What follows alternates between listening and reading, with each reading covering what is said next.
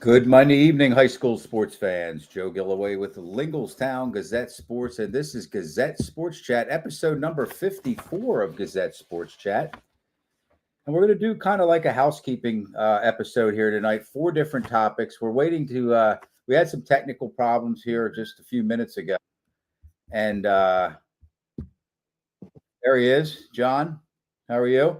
Good. How you doing? Good. We're gonna do this. Oh, it's working now. So yeah, we had to come on a couple minutes late. We don't know back, working when back live, right? Yeah. So we just know that it wasn't being transmitted. There was no audio or video. So anyway, this is Gazette Sports Chat again, John. Episode 54. We're growing old. The episodes are catching up to my age, so that means there's a lot of them.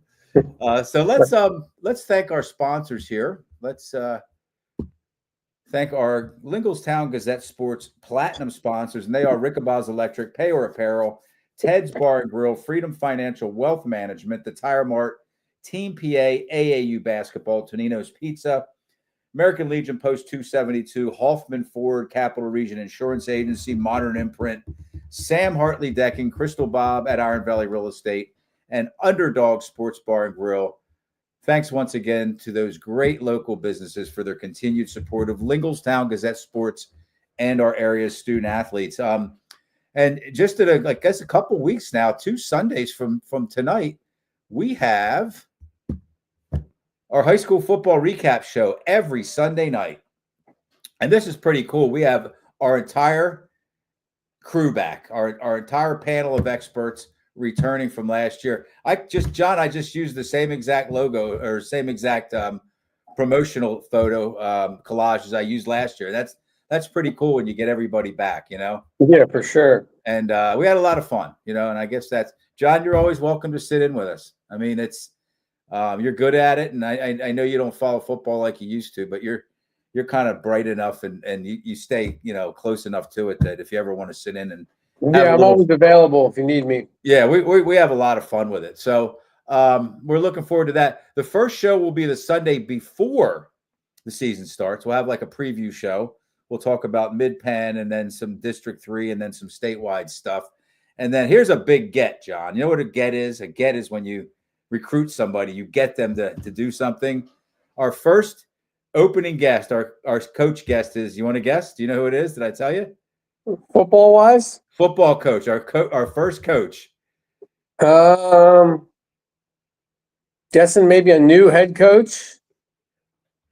Kind of new. He's back. He took a year off. Aliquippa head coach Mike Warfield. Yeah, I knew that. You had let me know. You were excited to get him on there. Yep. Yeah, man, am I excited about that. So how many state championships does he have now? I don't know. 3 or 4? Yeah, 3 or 4.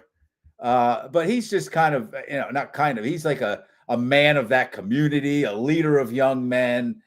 Just kind and that was a big surprise to him stepping down for that year. I guess, yeah. I mean, we're going to talk about it with him. You know, it's a burnout job. Yeah. Even the coaches that aren't completely burnt out, you know, coaches well. You know a bunch of them. You're on the kind of the precipice, or you're teetering on burnout at a lot of moments. You know. Well, of course. And I'm not even saying that that's what was going on with Coach Warfield, but that can happen for sure. Well, and they had a lot going on between getting forced to move up and then appealing and then staying down and then they were in the courts. Yeah, that's a lot. Yeah, it weighs on you. You're not just coaching football. You're representing your program in hearings and all that. So you know, maybe we'll talk a little bit about that stuff with Coach Warfield, but hopefully he'll have a win under his belt by that point. I don't know who they open with, and then we'll be able to talk about his returning win. So I guess that's it. Let's jump into this again. I didn't say that we have Eric Thomas is going to join us, I think, for sure. He said around 6:15, which would be in about 5 minutes or so. And then Dan Sostek from Penn Live. I don't think we're going to get him. He's working on a big project. John, have you watched any of? Oh, there he is. Dan, I just gave up on you. Did you hear that? No, I didn't. I was I just said like a second ago, I said Dan Sostek was scheduled to possibly join us. And I said, I don't know if we're going to get him or not. So, hi, Dan. Hey, so yeah, sorry. I'm grinding. That's okay.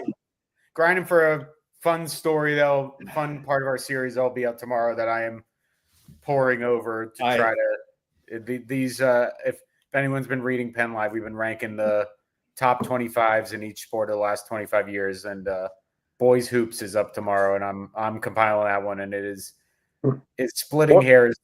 Brutal. Yeah, boys hoops already, huh?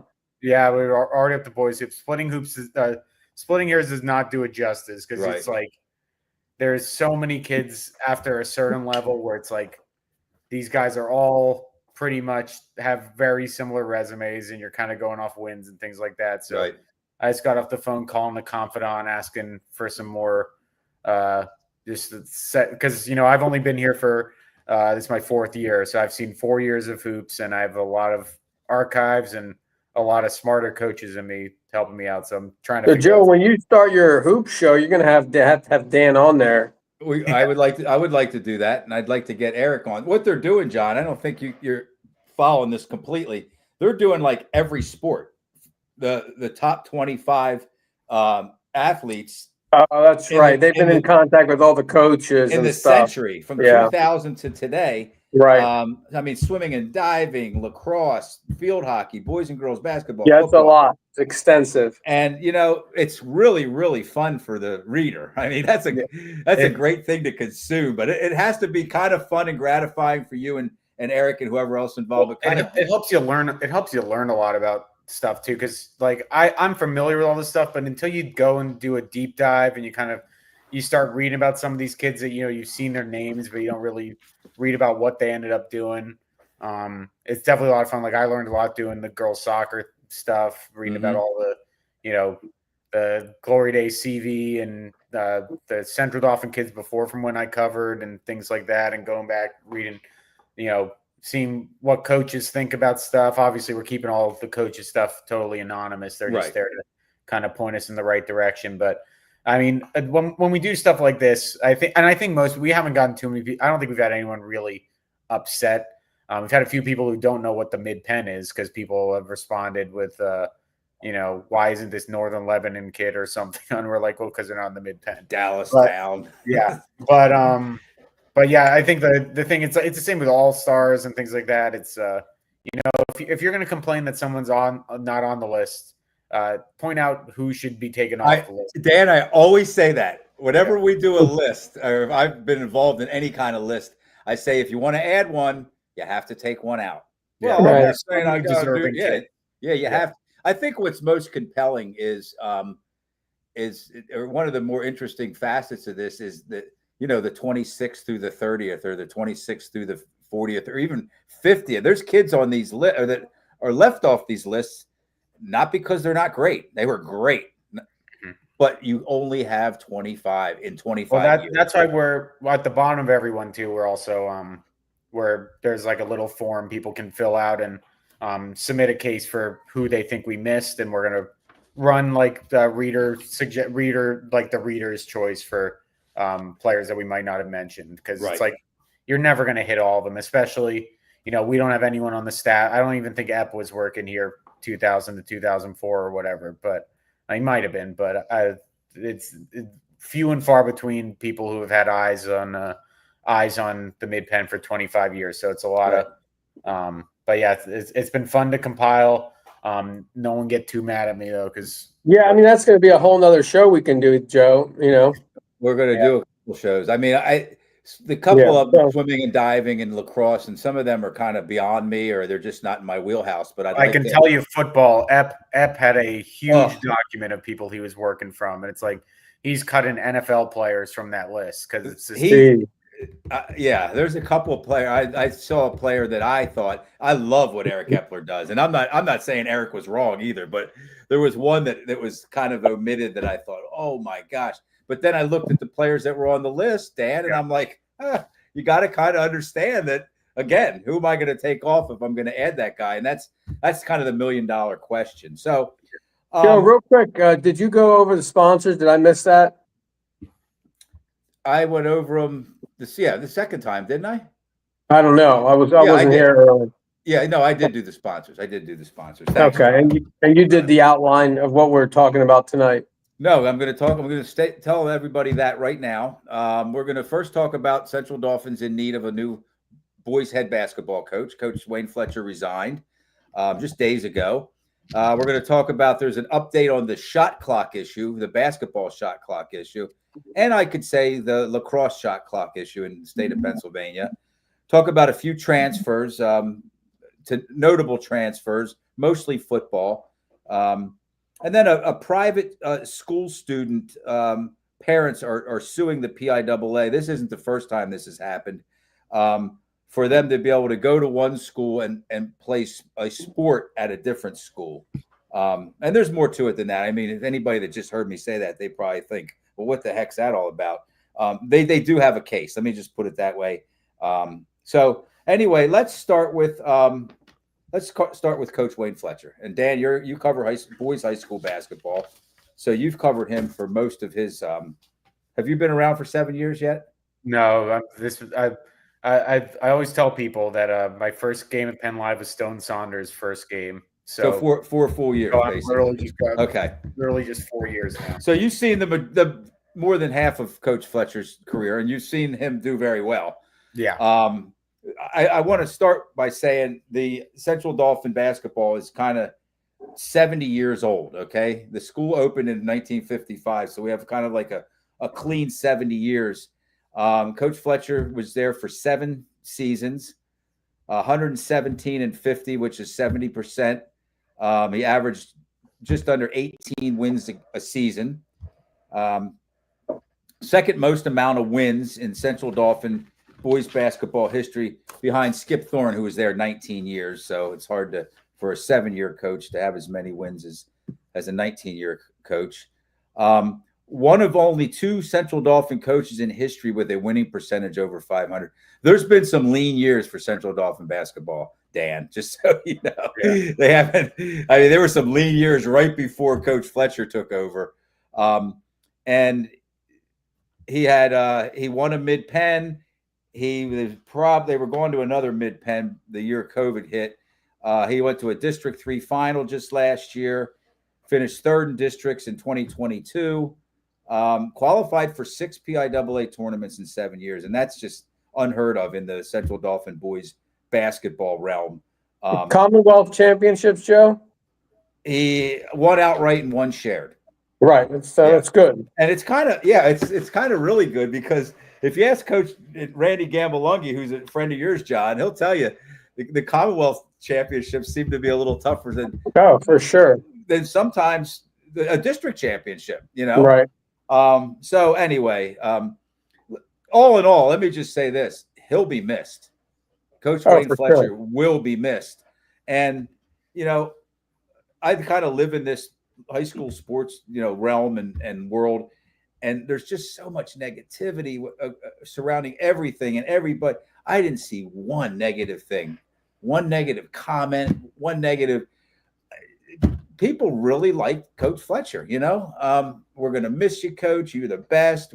You turned the program around. My son loved you. My son loved playing for you. Just, positive comment after positive comment. And so anyway, Coach Fletcher has a son who's going to be a freshman playing college basketball this coming year. And I'm certain that has a lot to do with his resignation, that he wants to follow Wayne II. And then his daughter, Kayla. Dan, you cover both of them. Yeah. You cover softball and boys basketball. I would say, one of the better softball players in the country. And she's going to be. If you're going to Duke. Right. Yeah, I mean, it's not hard to say one of the better ones in the country. Just coming off a state championship, and then he's going to be able to watch her play her senior year. So I mean, I caught up. I got to talk with Wayne a little bit to write up the story about him stepping down, and he told me, he said, I asked him, was this something that he had decided before the season that Wayne's graduating? This is going to be my last year. And he really said no. And he said kind of what you said about he was at, you were at all those Central Dauphin softball games. He was at almost every one of them, and he said he just really enjoyed being a dad, watching Kayla and the Central Dauphin team.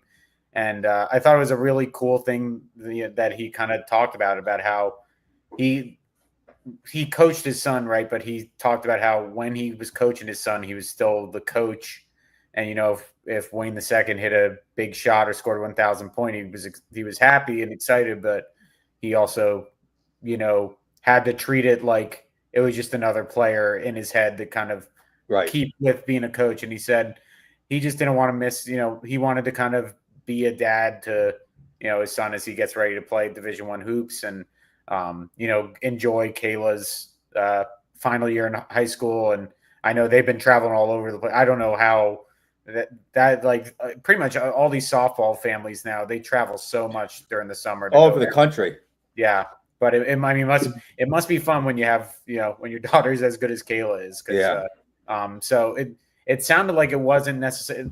And I think he said something that that I thought, you know, I've talked with other coaches that have said this too, that he kind of took some time off during the summer to kind of go around with Kayla, watch some games. And he said he just didn't necessarily, you know, miss the coaching aspect as much as he thought he would. And I think when it's as much of a commitment as it is something like coaching Mid-Penn Commonwealth high school basketball, if you're not missing it, you probably aren't going to necessarily be in the right headspace to continue coaching. And I think I think that's a lot of awareness that, you know, not just, you know, folding, like, you know, phoning it in.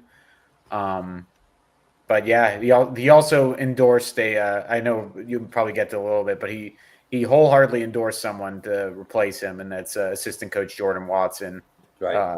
He gave a really strong endorsement. Basically said when he was off, you know, watching Kayla play all that travel hoops or travel softball, Jordan Watson was the one running the program during the summer. I had heard really good things about Shakur Starling this summer with CD Hoops and with AAU and things like that. So it sounds like, and I know former point guard Layden Freed quote tweeted saying Jordan Watson is the man for the job. Wayne credited Watson with being the guy that really helped his son improve his athleticism to the point where Division I schools would be interested. Because I think Jordan Watson's a big strength and conditioning kind of, that's a big part of his coaching expertise. So, but yeah, it was a really good talk with Wayne. Obviously spent a lot of time both covering his basketball teams and his daughter's softball teams. And yeah, has always been really good to deal with after wins, after losses. And even if it is Jordan Watson, it's not an easy shoe to fill, because like you said, I didn't realize coming into this job that Central Dauphin wasn't kind of a powerhouse in hoops. Abysmal. Yeah. Eric. I had always, and you have to remember, Wayne also did a great job at Camp Hill too, which is not been the same since he's been gone either. You know, to be clear, Central Dauphin had windows of success in boys basketball over the year, just windows, really. Yeah. But yeah, I mean, if I can throw my 2 cents in, Joe, about Coach Fletcher, we all knew, being local to the area and following basketball so much, like we have been, Joe. We all knew it was time for Central Dauphin to get a new basketball coach and make a change, right? Before Coach Fletcher took over. I mean, that was apparent. You know, the years prior, they had lost many like basketball players, or something like that. Right. They were struggling winning games, of course, too, but they had issues with kids not coming out to play basketball. Right. They had issues with kids transferring out.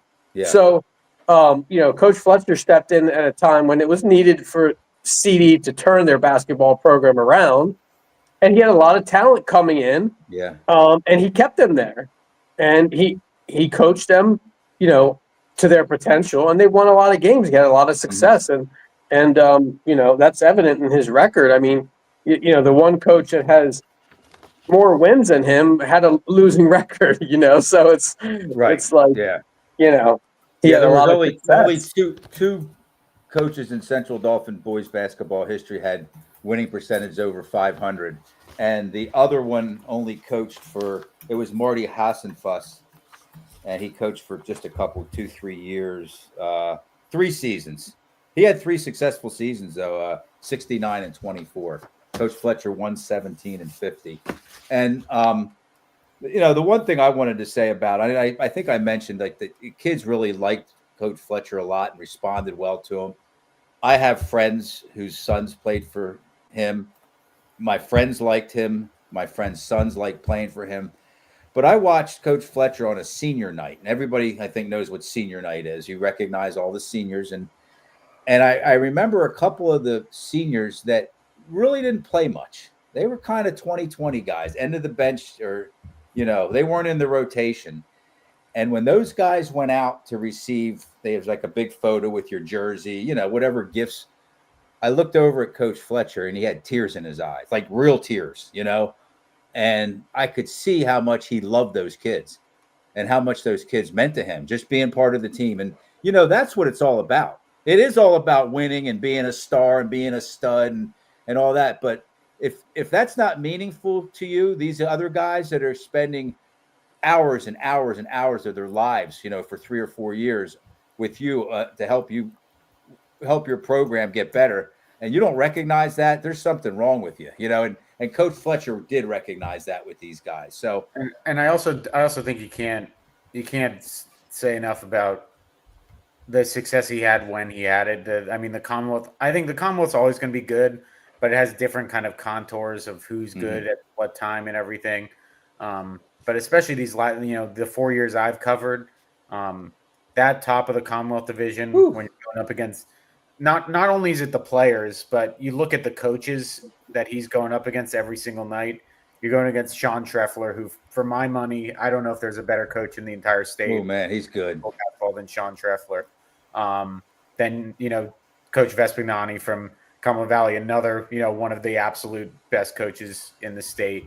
Andre Anderson has done a great job at Carlisle. Brian Shawley, State College.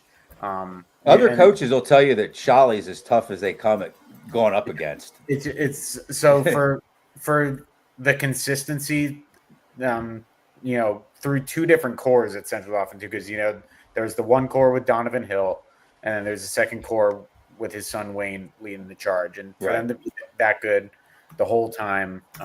They had one under 500 season. Yeah, that was kind of, they didn't really have any or much talent. I got to watch saying any. Yeah. So I don't want to get into speculating here, but I heard Jordan Watson that I heard from a very reliable Eric Thomas. How are you?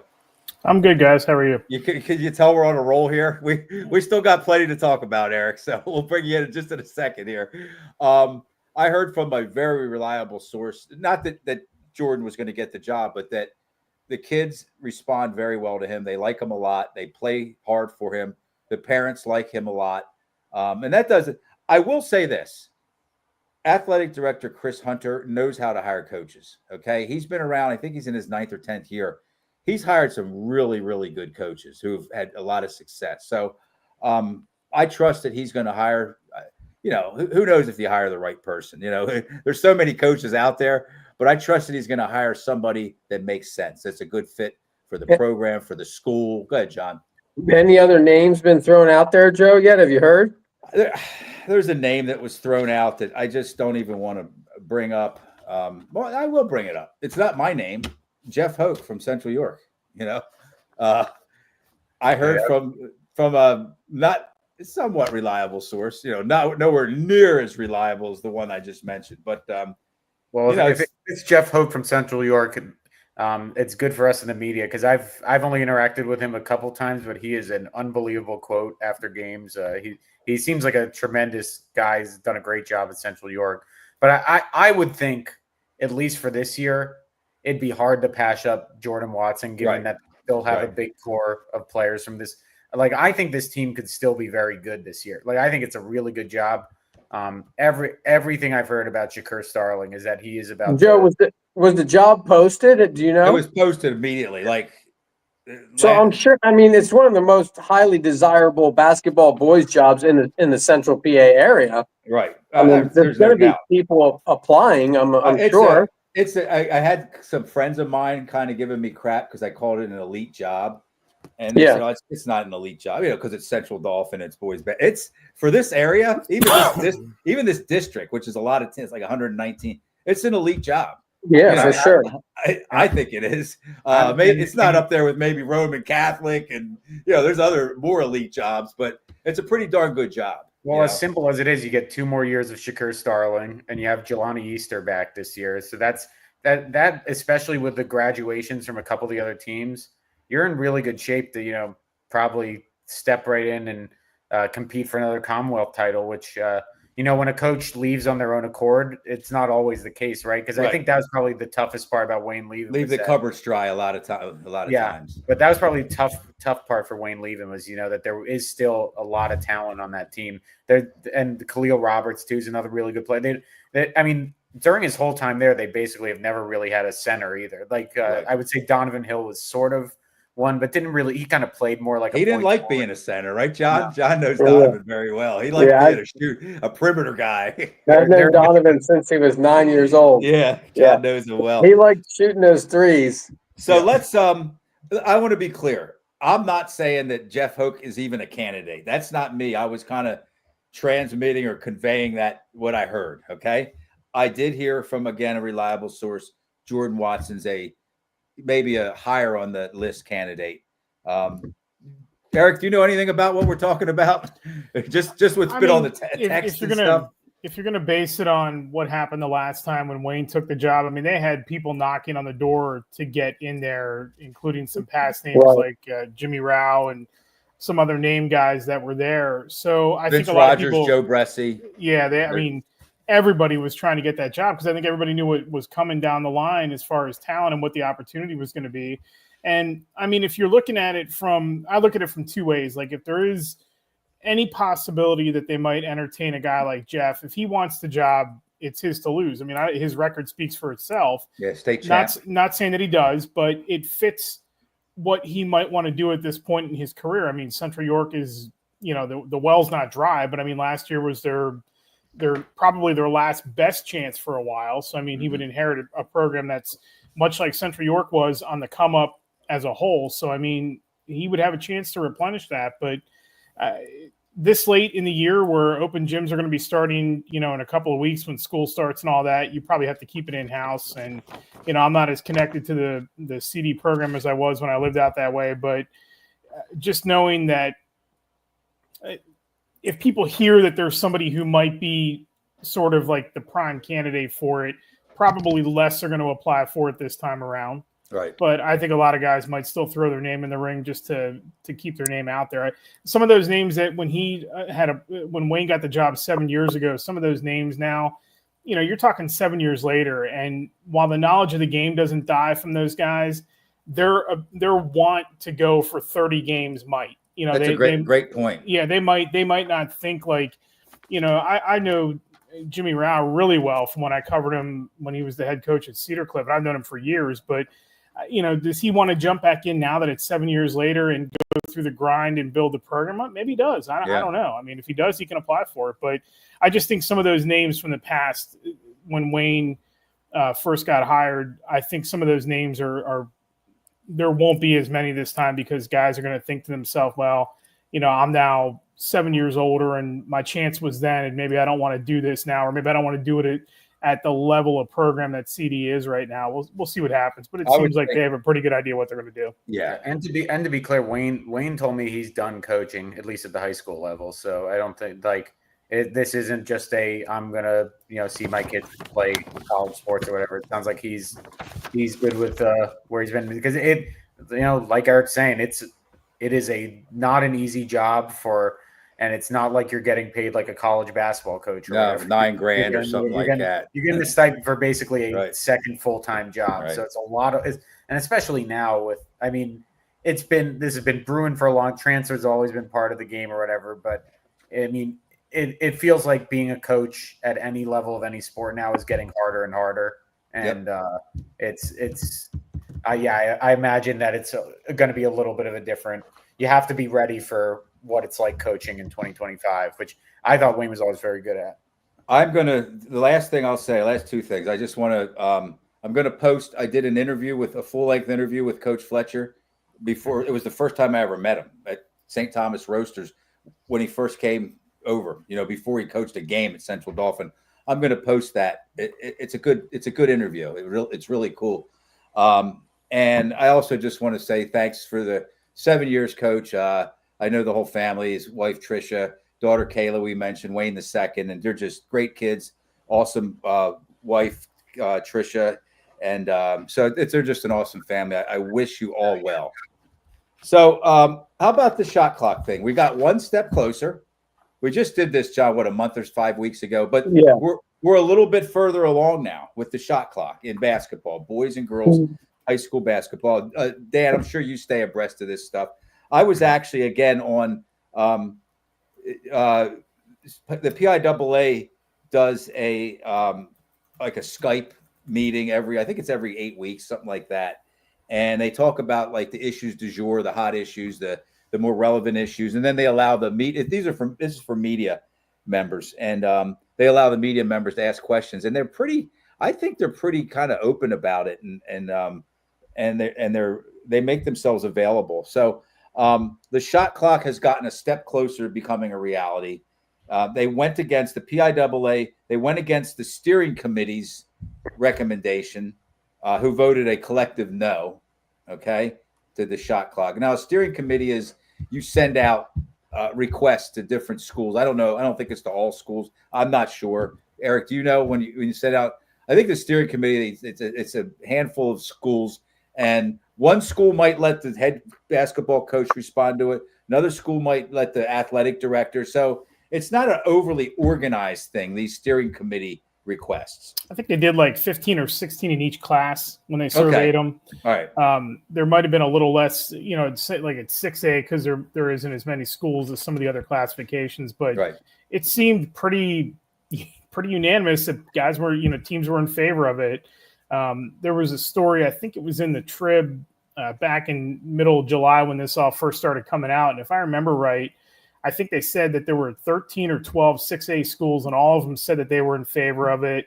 It was a little mixed, like as you got down some of the classifications, but like 3A, all the schools said they were in favor of it, most of them anyway. And then like AA, it might have been like 10-5, or single A, it was like, I think single A more said no than what they said yes. But I mean, it just seems like there's 32 or 31 states that have There's shot clocks now. DC, 31 I think, so plus 31. DC. Yeah, That makes so it 32 out of 51, I which mean, is 63%. I think we're long overdue for it. I don't know that we necessarily, watching the basketball last year, Mike White did a really good piece about it in the Pittsburgh Post-Gazette last season too, where he went back and he watched, I think it was 2 girls' games and a boys' game, and he determined if the shot clock would have helped the pace of the game.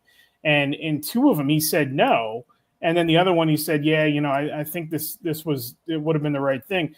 I was there for all 12 state finals in March. None of them seemed like they needed anything as far as the shot clock. The pace in those games was back and forth, but you're also comparing the best of the best when they meet to game 1 back in November, where maybe the other team on the other side isn't as good as somebody that team might face down the line in March. So Right. I think the sample of just going off state championships isn't a good idea, but I think we need it. I've been an advocate of it for at least the last 4 or 5 years that I think we need one.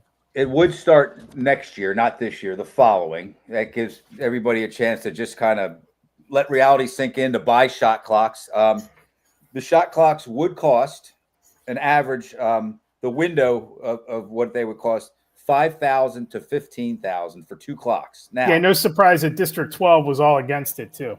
They're the only district I think that unanimously said that they don't want anything to do with it. I wonder why that is.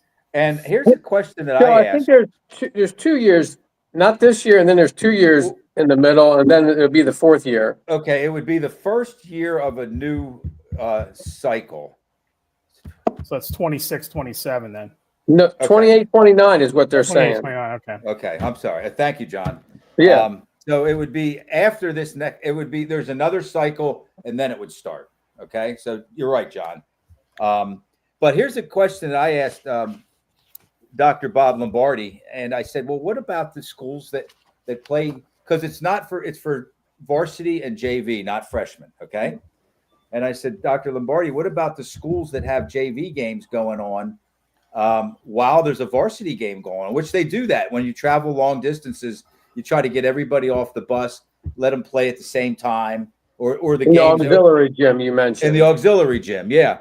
And he said they would need 2 sets of shot clocks. He said, absolutely. He said, if you want to host a tournament and you want to use your auxiliary gym, you'll need another set of shot. You know, he was just clear that if money's an issue, they're going to have to prepare for that, you know? Well, I'm totally with Eric. I've been extremely pro the shot clock. I got a minor toy argument with someone out west about it, but like I've heard all the counters. You know, it's not it's not actually going to change that much. Which, like Eric, you know, maybe at the higher levels that's true, but I also think even if it changes the result of one playoff game and speeds it up, I think it's worth it because. Like if one team wins a playoff game by holding the ball for 4 minutes, I think that's like a bad result. Like I just don't. That's not the spirit of basketball. It's not. They're not playing keep away. But then there's also the argument that's kind of going to be along these lines, right? Where it's people are going to say, "Oh, it's going to be way too challenging for these schools to figure out how to do it. Oh, it's going to be way too expensive." They're going to have to find people that they're going to need to be trained. Okay, that's a fact. But how is this any different? This is my question to that. My counter to that. We run a shot. It's obviously a higher paced sport, but we have the play clock in football. We have multiple people doing that. No doubt. And junior colleges, AAU games. There's all different levels have figured out how to do this with, I would argue, less manpower available to them than a high school with a lot of teams or with a lot of players and a lot of parents at the helm. The athletic director, if they can't find someone, they can do it that night. Maybe I just think that the argument that there's not enough manpower to figure out how to press reset on a clock.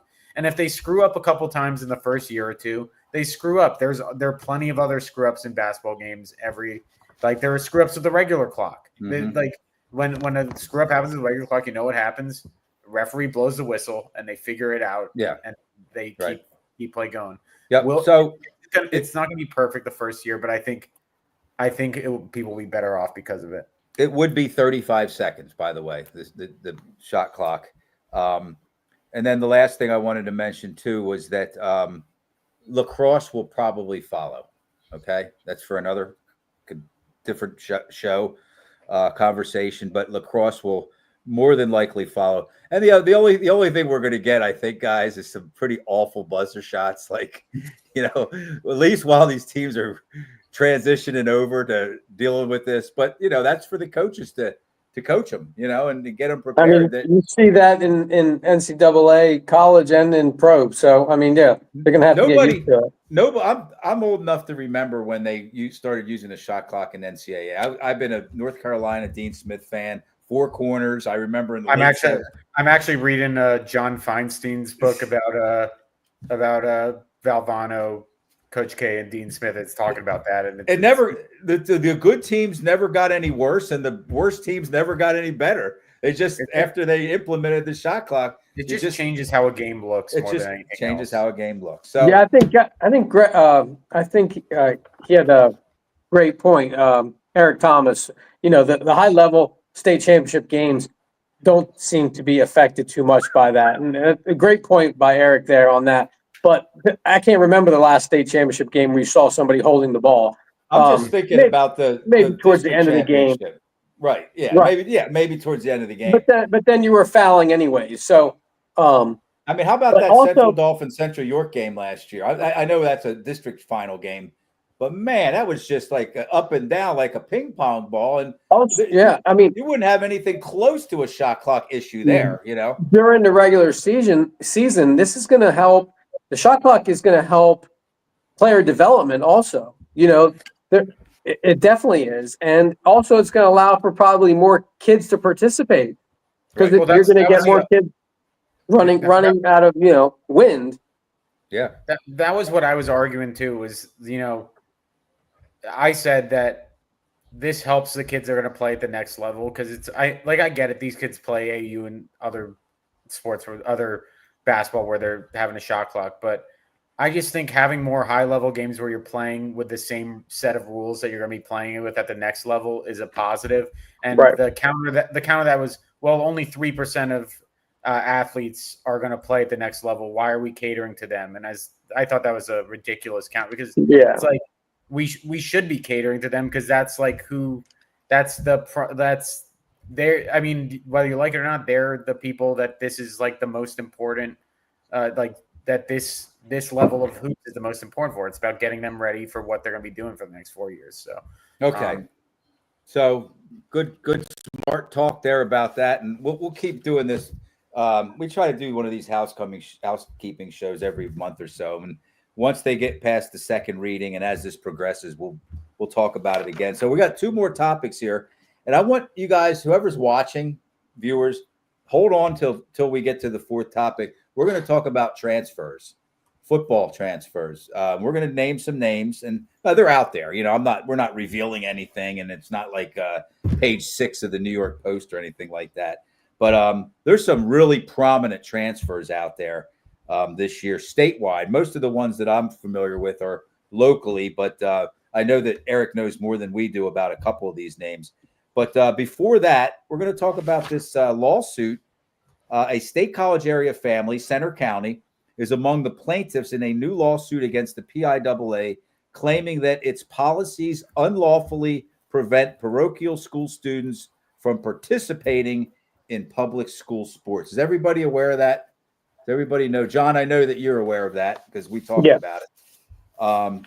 Guys, this isn't the first time this has happened. There was a situation back in 2014. It was a Susquehanna Township student who Susquehanna Township was his home school, and he actually was taking 2 classes at a local Christian school and wanted to play for that Christian school, even though he was only taking 2 classes. So that was kind of a different scenario. Some of the facts of the case were the same as this, but what do you guys think of that? Do you think, now let's be clear, this isn't a student who, let's just say I'm just going to use schools here. This isn't like a student that's going to Trinity and doesn't want to play for their football program, so they're going to play for Cumberland Valley. They go to a parochial school that doesn't offer a certain sport, so they want to play that sport at their home school where they live. Eric, you're familiar with this situation. What do you think of that? I don't have a problem with it because we see schools. I mean, Lincoln Park, everybody I think knows them from a basketball standpoint. They don't have football, and most of their kids that want to play football that go to Lincoln Park end up playing for Western Beaver. Javian Peel, who he has since transferred to Kiski Prep, but he was the starting quarterback at Western Beaver for 2 seasons, and he actually tried to go to Central Catholic before last year, but ended up going back to Western Beaver. If it's not offered and the kid's got talent, I mean, what do you want him to do? I mean, do you want him to drive 30 miles away and go play for, the private school that might actually reach out to him and offer him to go play there? I don't think there's any issue with it. I think that as long as it's not offered, and as you said, as long as it's not a kid who's enrolled in a school and, is saying, all right, I don't want to play for whoever the coach is at this school, but I want to play football. Right. Well, your options this school are nothing. So, or go transfer to IMG if you want to, but there's to me no issue. You can't take the opportunity away from these kids if they want to participate in the sport. I don't think. Now here's where it gets kind of like, it could get messy. Now, if this kid, boy or girl, student athlete, would possibly cause some kind of friction, or the kids at the home school wouldn't welcome him or her, or maybe he or she's just not wouldn't be a great teammate. This can happen. Okay. What if the coach cuts that kid, and that could cause a whole different issue. That now we're suing somebody for cutting this kid because he or she is coming from a parochial school, or picks the kid for the team and sits him at the end of the bench. I don't think there are grounds for that, Joe, though. I mean, if they're not good enough to make the team, it doesn't matter I'm where. Saying sometimes they are good. And I've known coaches that have cut kids that were good enough to make the team just because they don't think that they'd be a good teammate. But they go to that school, though. Yeah. So I'm just saying that there's another layer. There could be another layer to it. I It's think easy. You could say, okay, we lost the lawsuit. We have to let him or her play at our school. You can just cut him. we talked about this Might be briefly, a Joe. salty. It might be a salty thing to do, and I'm Right. not proposing that they do, but it's as simple as that, you know. So, Dan, any opinion on this whole thing, Dan? It's like I just like I never like understand any transfer rule at all. I never understand when this situation is okay. Like Eric brought up the Lincoln Park situation. It's like it almost feels like you just kind of need like a permission slip or something, and that. But I also get like there's like this seems like a very kind of specific situation with like courses and it I personally would just think that if a sport is not offered at a school, that a player has a right to find a school that offers it. But I also don't read deep. Well, it would have to be your home school. I don't mean to interrupt you. You can't go find one. Yeah, It exactly. would have to be where you geographically live or where you Yeah. would Right. go.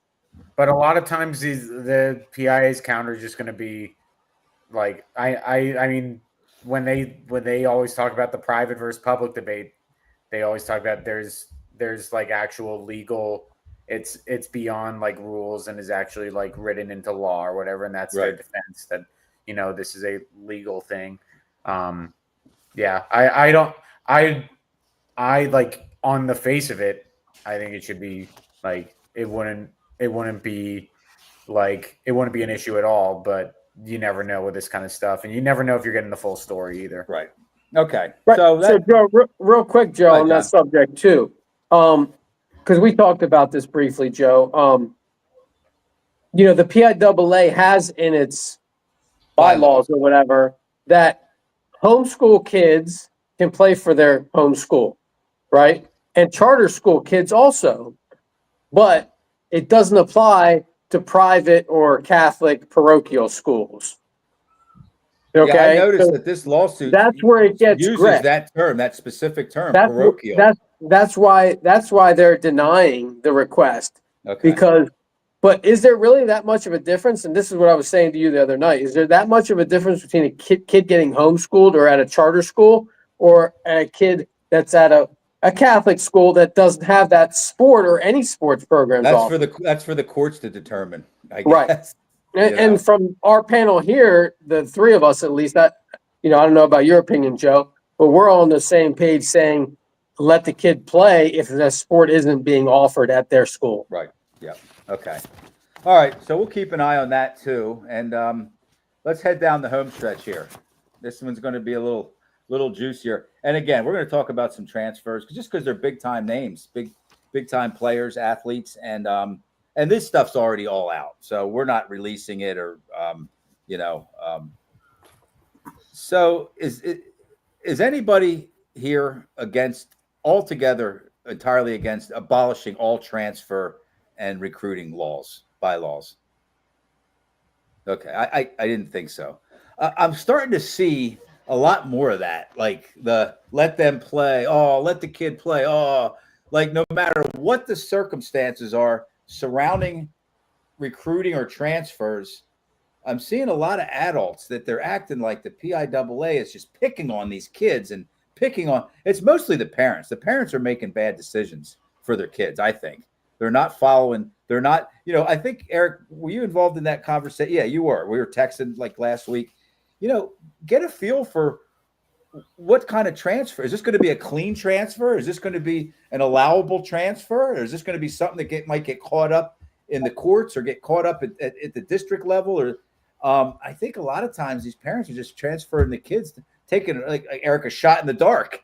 And then when it comes back that it was not a legal or a clean transfer, they're shocked and they're mad, So there's a school out this way that has, I think, what's the most prominent case of this in the off season right now. The WPILs, they've approved a couple transfers. They've said no to a couple others for various reasons. So Southmoreland has quarterback Anthony Smith, one of the best quarterbacks, WPIL, great freshman prospect, has all kinds of upside, going to be a high-level recruit, already has Division I offers. Southmoreland is 30 miles from Seton LaSalle, Mhm. and he tried to transfer to Seton LaSalle. Greensburg Central Catholic's in his backyard. I have a big problem with that. That's a sports transfer. Yeah. And this is whether if his family's not moving there, if the family's moving down that way, that's fine. I mean, I can tell you 30 minutes out here might as well be 4 hours, and you need to book a flight to get, from one end of the city to the other some days. Right. But then on the other hand, Seton LaSalle, once again, Khalil Taylor, who's a Penn State recruit, he leaves and he transfers to Pine Richland. His dad lives in the Pine Richland School District. He did try, according to my source, he did try to go to Central Catholic too, and that got kind of nixed. But there was this is directly from a player's parent who's at Pine Richland. So take it at face value or take it for whatever it's worth. But this parent had posted on social media that the main reason Khalil Taylor was leaving was because a family member of his was shot and killed in the city. And the parents decided they wanted to get him out into a safer, or his dad decided he wanted to get him out into a safer area. That's a good reason. The dad lives in Pine Richland. Where's he going to go? Yeah. If he That's lives, he was living in the Hill District, right? Which is correct. Yeah. So which is, not, I mean, there's good neighborhoods and there's bad neighborhoods. We live in a good one where I'm at, but not all of them are great out here like any city. John lives in a bad neighborhood. Well, John, I think John is the bad neighborhood. Right? He lives in a great neighborhood. He has an awesome house. But the point being, like, you can't look at one kid and say, okay, it's fine. I have no issue with Khalil Taylor leaving to go to Pine Richland. I don't care where he goes. If the kid feels like and his family feels like there's some danger surrounding him based on what happened with a family member, get him the hell out of there. Then you don't want him around that. You want him away from that, where he can still thrive. So he transfers to a program that's going to be favored to win 5A out here this year. So what? I mean, if that's where his dad lives, what area could the people are saying, well, the dad just happens to move to Pine Richland. Okay, well, if he moves to the South Hills, you have Upper St. Clair, you have Mount Lebanon, you have Bethel Park, and you have Peters Township, which is about 13 miles or so away from where I am right now. All of them are very good football programs. So is he not going to pick, if he comes out this way, is he not going to pick a program that just happens to be good too? If he goes into the city, he's got Central Catholic. Okay, well, we've already determined he didn't want to be in the city because he's getting out of it. Right. If he goes further north or stays in that region where Pine Richland is, the other option, the school that's the closest to Pine Richland is North Allegheny. Last time I checked, they're pretty damn good too. So everywhere you go out here, unless you want to go, somewhere in the middle of nowhere, or if you want to take him to, like the southern area of Pittsburgh where the football might not be the best. I mean, where's he going to go out here? They're all state championship caliber programs, all of them. So where's he going out here that is not going to benefit from him being there and him potentially not benefit by going there? Right. Yeah, to be clear, is he one of the kids that got denied, Joe? He's one of the kids that got denied. Then there's one more that we're going to cover as soon as Dan's done with his comment. Go ahead, Taylor is good as far as I know. I'm talking about where's Brady Wagner from the Mount Lebanon to Bishop Canevin?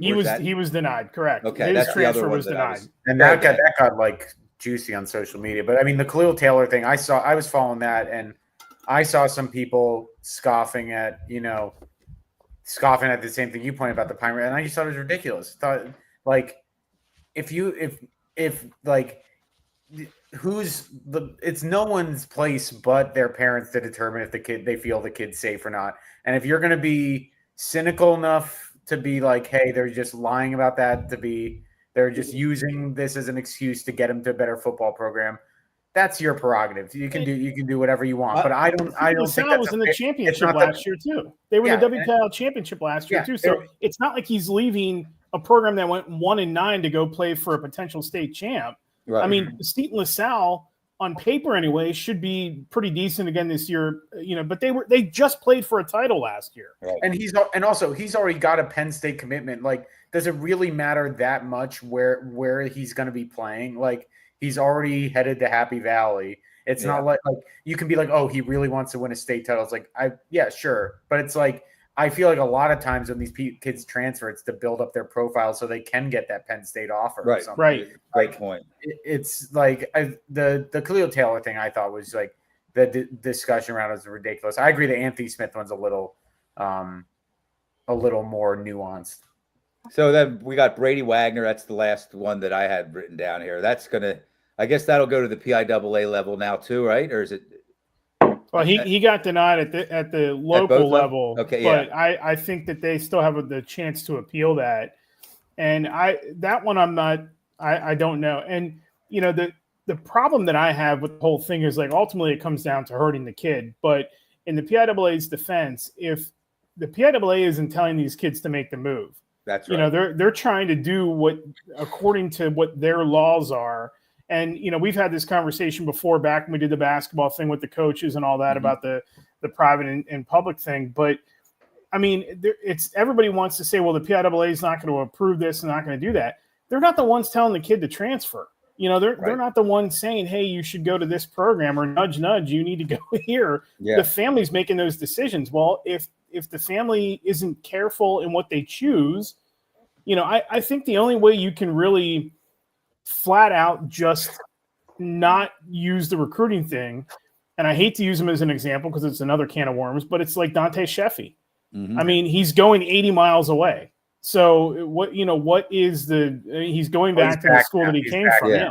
Right. Yeah. So he leaves. It's not like he's going across the neighborhood to see the East. He's going 80 miles away. Right. Like And- what are you going to do about that? Yeah. So he's on my list here. Let's kind of transition over to the local kids. Zach Brown, Central Dauphin East, arguably their best player, transfers to McDevitt. I'm not sure it's arguable. I think he's their best player. Okay. I used arguable with respect to the other players on the team. So yeah, McDevitt ends up with East High's best player. And he's a senior, right? Yeah. There's probably no way he should be able to play in the postseason, but He's got some offers from Boston College. Yeah. McDevitt He's eligible to play No, for McDevitt. I can't see. Well, he'll be able to play for McDevitt. Yeah. the McDevitt Trinity kids last year were not eligible, but some of the other kids were. Yeah. So it's a case by case thing. So. Right. And then we got Demir Arp, football and basketball, from McDevitt to Harrisburg. A lot of hype about that one. He's a sophomore, incoming sophomore, a lot of hype. Rick Brown, this is interesting. Rick Brown, linebacker from Harrisburg, transferred to McDevitt. I don't know if the ink dried or if it did. It did. He was on the team. He was on the McDevitt team. Yeah. And then he was back at Harrisburg within a month and a half, something like that. Interestingly, we haven't got, but interestingly, it was pretty similar timing to when Zach Brown officially. Okay. So I don't know. So that's room really got too big or whatever, but man, that's like a lot going on there. You're basically on three teams in a month or two. Even though there's only two actual teams. He went from Harrisburg to McDevitt and then back to Harris. Are any of these being contested, Joe? Or I don't know. I haven't heard that they are. Dan, have you heard that? I haven't heard that any of them are being. No, contested. I don't think. I think the contesting stuff that, at least from my experience, has kind of in football in the Mid-Penn, it doesn't really feel like it happens Not often too- anymore. Carlisle contested the running back 2 years. Yeah, Hargrove. Trinity. That, and I they think won. that was- They yeah. won that. I think that was because it was a little bit. The situation was kind of. I think they were kind of butthurt over it. It was like their best player. And well, he went to Trinity, right? he ended up staying at Trinity and going to school. Well, the there. issue was his brother stayed at Carlisle. and Right. he- Right. So then we got Deontay Sheffy. Again, another one. 3 schools in 3 years. State College to Harrisburg, back to State College. So which is actually 2 schools, physically, but 3 different teams, or however you want to put it there, guys. And he transferred, from my understanding, from State College 2 years ago because his parents wanted to get him out of like an unsafe environment. He was getting bullied or picked on or something like that. I don't know. And I'm not asking you guys to agree with me. I'm kind of walking on eggshells here. I don't want to misspeak, but to pull your all-state son out of a school and send him 80 miles south. Well, did they move to Harrisburg? No. Well, how could you go to school there? then? I think somebody found the mother a house in Harrisburg, but So somebody moved. he ended up living with a teammate's parent. It was kind of a mess. I'm just going to stop there. I'm sure you guys heard what I heard. It wasn't a real clean transfer, but now he's back at State College, and we wish him well. I mean, we wish What all changed? these kids well. What changed with State College? That's what I'd like That's to a really know. good question, Eric. I don't know why do they all of a sudden not. They don't all of a sudden don't have bullies, or they like him now and didn't like him before. I really don't know. If I would have thought it was a moving thing. Like he moved to Harrisburg, so he's going to Harrisburg. Yeah, now I he's remember they said safety when he was. Yeah, safety. Oh. His that was the physical word. safety. Yeah. So I guess they feel like he's more physically safe now, 2 years later, the parents. Hey, look, I hope the kid succeeds. But I do too. I just would like to know what made it different from 2 years ago. Like, and they don't have to. Obviously, they'll never tell us. I caught up with Dante at our media day last week. I do know that he did say it was kind of a tough year. He got hurt early last year. That was probably, I imagine, I do wonder if maybe, getting hurt, kind of being in a different environment or whatever. These are clearly football. This is clearly a football transfer situation. I'll say that. Well, his cousin plays volleyball at State College. Actually, I think he's going to college for volleyball. So his cousin is still back at State College. So the family's still back there. I know Matt Lintel, he never really burned any. I know he always spoke really, highly of Jeffy, which I mean is par for the course. I think Lintel is that you don't run a program like that without knowing how to like handle every sort of situation. And Right. I think, listen, I hope he has a great year, because when he was a freshman and sophomore, I thought he was like gonna go on to be like a 2,000-yard rusher, and Right. I was excited to see what he'd do for Harrisburg last year, and he didn't really get because of that injury. I think it was week 2, broke his hand, didn't really get to see the field too much. So, it is one of those situations where you kind of don't know how you started one play, point A, point B, point A again, but Yeah. definitely. Okay. I think the other issue here, guys, too, is in what bothers me about the transfer thing. I don't like the rule, and I've said this before, Joe, on some of your shows. I don't like the rule that you can play the 10 regular season games, but you can't play in the postseason. I just don't understand what sense that makes. So if you're signed, like if you're okay with the transfer, if like nothing happens, like let's say, Khalil Taylor, Seton LaSalle, apparently, at least what I'm told anyway, is not going to fight his move to Pine Richland because they understand the circumstance. But if that is like all agreed upon, as long as there is nobody that objects to it from the school he's leaving, Right. I don't care if he plays. I mean, I want him to play in the postseason. Why are we taking the opportunity away from that kid to? Well, you know what I don't like about it? That's a popular opinion, Eric. It's also people agree with stealing- you. It also can steal, like, if you're allowing all these transfers to play and then not playing the playoffs, isn't that effectively stealing a playoff spot from another team? It could be, yeah. If you're like allowing all good these elite players to play, and then all of a sudden they get to the play. Very good point. Look at Bishop McDevitt ran into that 2 years ago when they would have played Aliquippa again when they lost to Dallas. They had 2 transfer linemen who were told they could play regular season but weren't allowed to play in the playoffs. And they had all kinds of offensive line problems in that game against That Dallas. was an overtime losing. game. Right. You could argue they would have won the game with those guys. Yeah. Locally, CD East made the playoffs with Mekhi Flowers that one year, and then I believe he didn't play in the playoffs. And it's like, and that was a team that was probably I'd have to go back and look at the power rankings, but I think they were on the borderline of making the playoffs that year. It probably would have been if they had lost a couple more games in a 6A and District 3, they might not have made the playoffs entirely. And if you take a guy like Mekhi Flowers away, you're probably losing a couple more games. Yeah, so. he when he was playing at Steel High, he looked like the 14-year-old kid playing with a bunch of 8 and 9-year-olds. Yeah, and that's just the transfer rules. I mean, it's black and white pretty much. Yeah. Like that's not going to change until they change the transfer rules. Right. Exactly. So how about PJ Dent? 3rd team in 3 years, I believe. I thought he was Cedar Cliff both years. I could be wrong. Trinity, I thought maybe, or no. Could be. That's why I said I think. I ended that comment with a question mark. No, I could be wrong. I don't know if he played that much at Trinity. Maybe he did. But I mean, he had a huge impact. I was so impressed with that kid at Cedar Cliff last year. They in their first year in the Commonwealth, he was at like 700, 800 rushing yards for like a 5A team basically playing 6A teams every week. I know Cedar Cliff's 6A, but and I mean, I think he's going to be awesome at Harrisburg, but I do wonder that was one of the more surprising ones to me because I thought he was in a good situation at Cedar. His father released a public statement that he transferred him for the safety of his son, of PJ.